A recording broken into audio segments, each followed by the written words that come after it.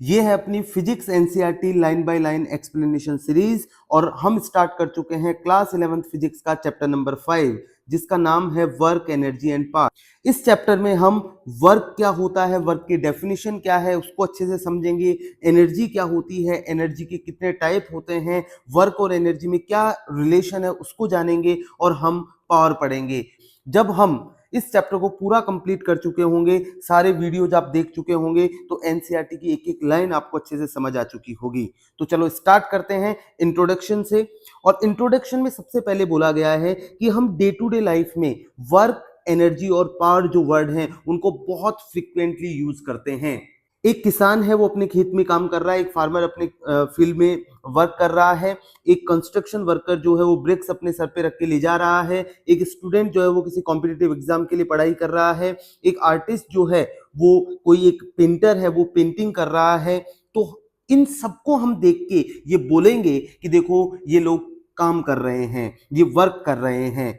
But ये जो हम डे टू डे लाइफ में जिसको वर्क कहते हैं, जो भी एग्जाम्पल यहाँ दिए गए जिसको देख के हम बोलेंगे कि देखो ये वर्क कर रहे हैं, फिजिक्स में हो सकता है कि इनमें से कुछ लोग वर्क ना कर रहे हों, कुछ लोग वर्क कर रहे हों। कहने का मतलब जो डे टू डे लाइफ में जो हम वर्क कहते हैं, एक्चुअल में हो सकता है कि फिजिक्स की लैंग्वेज में वो वर्क हो ही ना, उसका वर्क जीरो हो। इसका मतलब हमारा डे टू डे लाइफ वाला वर्क की डेफिनेशन या वर्क कहना और वो फिजिक्स में वर्क की डेफिनेशन या जिसको वर्क कहना, वो दोनों डिफरेंट हैं, जिसको हम आगे चल के देखेंगे कि फिजिक्स में वर्क कहते किसको हैं। अब अगली बात करते हैं एनर्जी की। अगर कोई 14-16 आवर काम करने की कैपेसिटी रखता है तो हम क्या बोलेंगे कि यार अगर ये इतना काम कर पा रहा है इसका मतलब इसका स्टेमिना तगड़ा है, इसकी एनर्जी तगड़ी है, इसके पास एनर्जी तगड़ी है।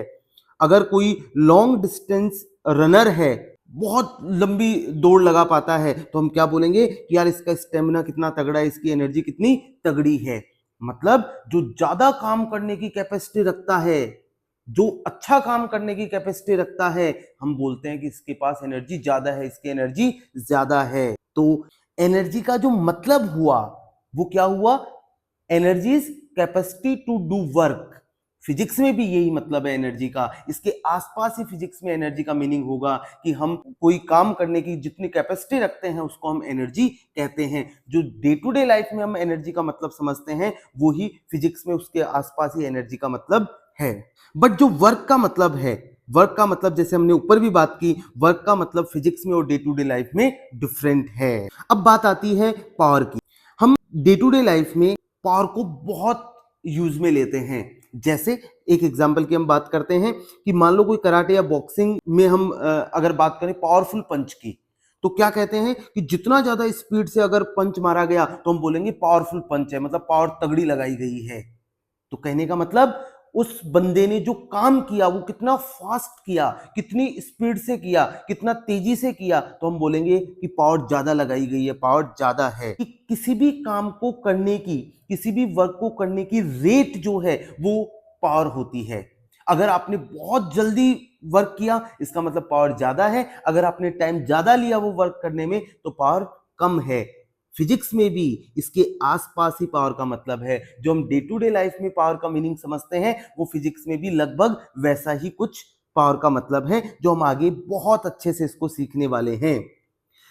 हमारे माइंड में जो भी तीनों ये बातें बताई गई, वर्क, एनर्जी और पावर, जो हमारे माइंड में जो इनकी पिक्चर होती हैं और एक्चुअल में इनका फिजिकल डेफिनेशन क्या है, उनके बीच में क्या कोरिलेशन है, अगर कुछ है तो हम उसको सीखने की कोशिश इस चैप्टर में करेंगे। हमारा एम इस चैप्टर में तीनों जो फिजिकल क्वांटिटी हैं, वर्क हो गई, एनर्जी हो गई, पावर हो गई, अच्छे से उनकी अंडरस्टैंडिंग करना हमारा एम इस चैप्टर में रहने वाला है।